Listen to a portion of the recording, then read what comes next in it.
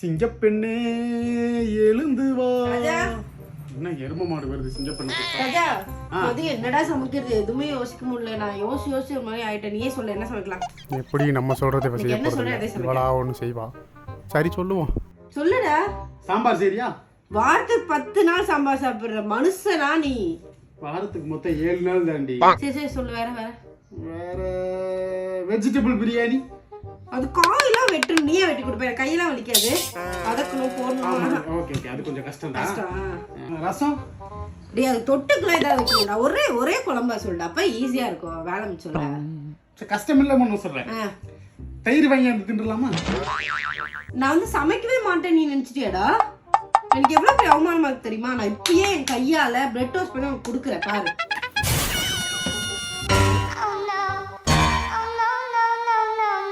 இப்படித்தான் முடியும்னு எனக்கு முன்னாடியே தெரியும்.